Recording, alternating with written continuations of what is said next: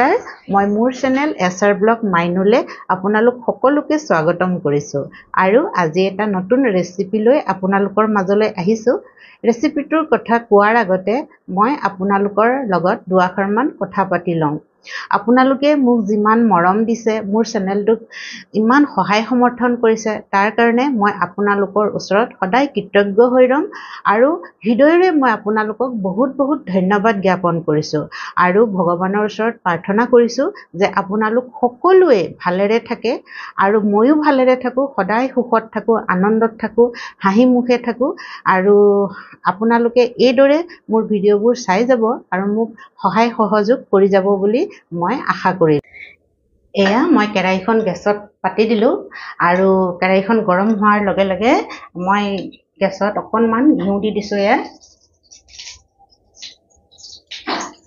ঘি অকণমান দি দিলো আৰু এইকেইটা হৈছে আমাৰ বাদাম দুফাল কৰি লৈছো অকণমান ভাজি লওঁ মই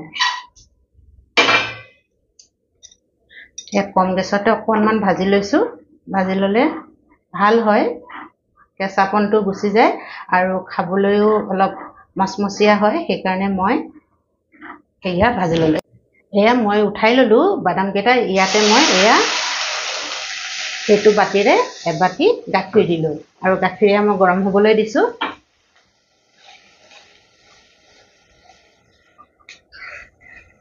এয়া গাখীৰ মই গৰম হ'বলৈ দিছো আৰু অকণমান গাখীৰ দি দিওঁ বাৰু মই তাতে এপোৱামান গাখীৰ হ'ব এয়া আৰু এইটো গাখীৰ লৈছো মই আমুল তাজাটো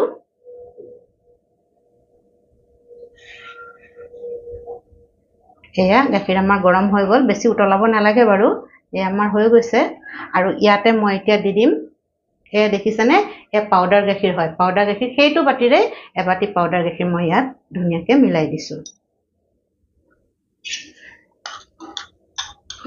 এয়া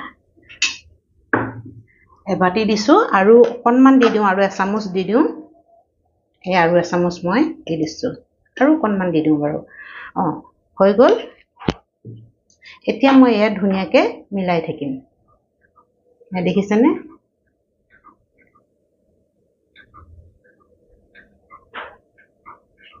এইদৰে আমি মিলাই থাকিব লাগিব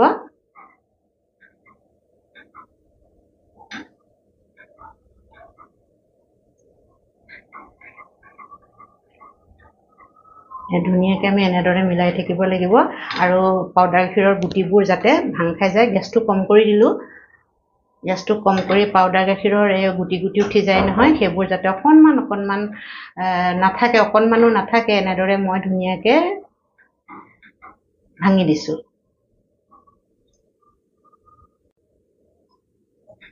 এয়া দেখিছেনে আমাৰ গাখীৰ শুকাই আহিলে আৰু এনেকুৱা অৱস্থাতে আমি চেনি মিলাই দিম আৰু চেনি আমি এয়া এচামুচ এয়া দুচামুচ চেনি মিলাই দিছোঁ অকণমান আৰু দি দিছোঁ কেলৈ বেছি চেনি নিদিওঁ কাৰণ গাখীৰৰ পাউডাৰ এনেও মিঠা বস্তু নহয়নে সেইকাৰণে আমি বেছি মিঠা দিলে বেছি মিঠা হৈ যাব সেইকাৰণে আমি দুচামুচে মিলাই দিছোঁ আৰু ইয়াৰ লগত অকণমান ইলাইচি পাউডাৰ মিলাই দিব পাৰে এইটো অপচনেল আপোনালোকে দিয়ে যদি দিব পাৰে আৰু নিদিলেও নাই দিলে ভাল হয় আৰু অকণমান ধুনীয়া গোন্ধায় সেইকাৰণে মই অকণমান এয়া ইলাইচি গুড়ি মিলাই দিলোঁ আৰু চেনি দি দিয়াৰ লগে লগে অকণমান পনীয়া হৈ গ'ল একো নাই এয়াও হেৰি হৈ যাব অকণমান গেছটো চিম কৰি বনাব লাগিব দেই নহ'লে তলত লাগি যাব আৰু তলত লাগি গ'লে বহুত বেয়া হ'ব আৰু ক'লা ৰংটো হ'বই আৰু খাবলৈও বেয়া হ'ব সেইকাৰণে গেছটো চিম কৰি লাহে এনেকৈ মিলাই থাকিব লাগিব অকণমান গাঢ়া হোৱালৈকে এনেকৈ আমি মিলাই থাকিম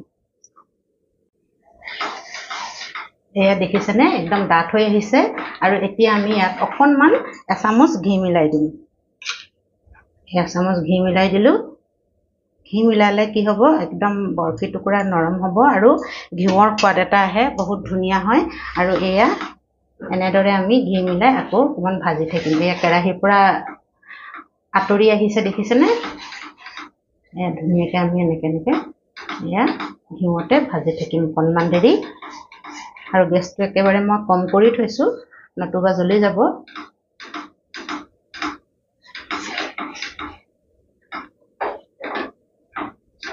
এয়া আপোনালোকে বাৰু এনেদৰে পাউডাৰ গাখীৰৰ বৰফি বনাইছেনে?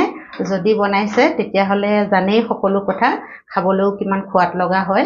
আৰু যদি নাই বনোৱা তেতিয়াহ'লে মোৰ ভিডিঅ'টো চাই আপোনালোকে বনাব পাৰিব আৰু বহুত ধুনীয়া হয় আৰু কম টাইমতে হৈ যায়, বেছি সময়ো নালাগে। খালি অকণমান এয়া আৰু এনেকৈ অকণমান গাঢ়া হোৱালৈকে অকণমান সাৱধানতাৰে কৰিব লাগিব, সেইটোৱে কথা।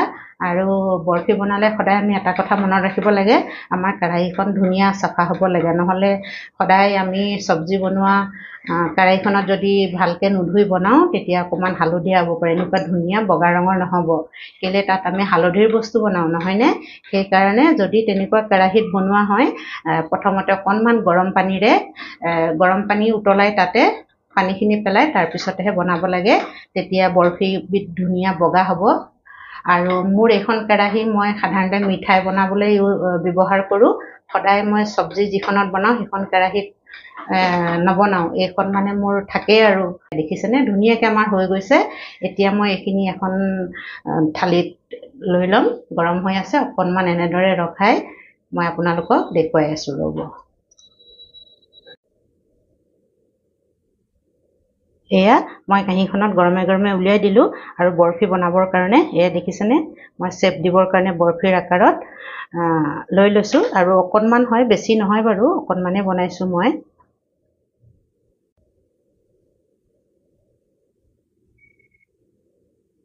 এয়া দেখিছেনে ধুনীয়াকৈ হৈ গ'ল আমাৰ।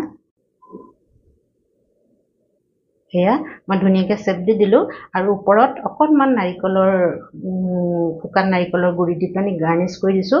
তেতিয়া দেখিবলৈ আৰু ধুনীয়া হ'ব আৰু অকণমান নাৰিকলৰ সোৱাদ এটাও আহিব, ভাল লাগিব তেতিয়া, নহয়নে? এয়া চাওকচোন, নিদিলেও একো কথা নাই, দিবও পাৰি নিদিবও পাৰি, একো নিদিলেও একো নাই। এনেও মানে একদম গাখীৰৰ বৰফি নহয় জানো, খাবলৈ এনেও বহুত ধুনীয়া সোৱাদ হ'ব, নিদিলেও মানে খাবলৈ সোৱাদ হয়, একদম ধুনীয়া। এয়া চব কিমান ধুনীয়া লাগিছে, চাইডকেইটা মই ধুনীয়াকৈ মিলাই দিছোঁ। আকৌ এবাৰ এনেকৈ অকণমান দবাই দিছোঁ, তেতিয়া হেৰি হ'ব।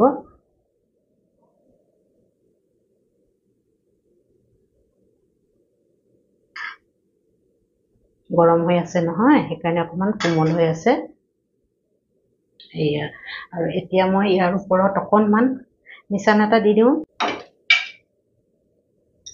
এয়া মই কটাৰীয়ে দাগটো এইকাৰণে দিলোঁ, এতিয়া কাটিবৰ হোৱা নাই, একদম কোমল হৈ আছে, মই এইকাৰণে দিলোঁ।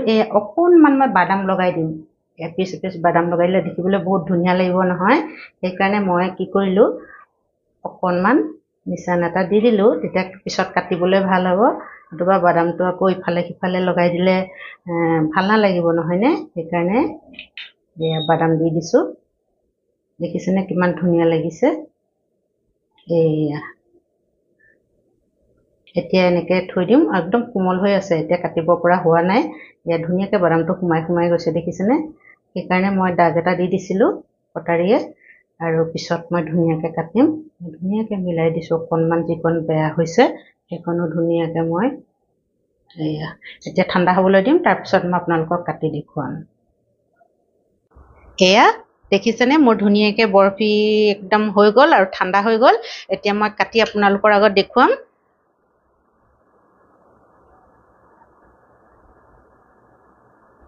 এয়া ধুনীয়াকৈ কাটি দিছোঁ আৰু এয়া চাওকচোন।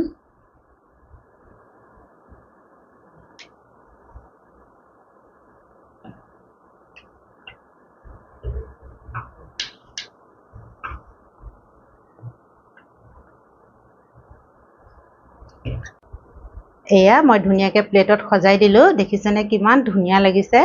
আৰু সঁচাকৈ বহুত ধুনীয়া লাগিছে। পাউডাৰ গাখীৰৰ বৰফি হয় আৰু নক'বই পাউডাৰ গাখীৰৰ বৰফি বুলি। আৰু দেখিবলৈ যিমান ধুনীয়া হৈছে, খাবলৈও সিমান ভাল হয়। মই অকণমান এটুকুৰা আপোনালোকৰ আগত ভাঙি দেখুৱাম। এয়া দেখিছেনে ইমান ধুনীয়া লাগিছে, চাওকচোন। এই অকণমান ওপৰত যে মই নাৰিকল দি দিছিলোঁ, নাৰিকলৰ পাউডাৰ, এয়া কিমান ধুনীয়া লাগিছে।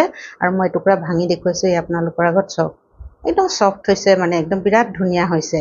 এয়া মই আপোনালোকৰ আগত বনাই দেখুৱালোঁ।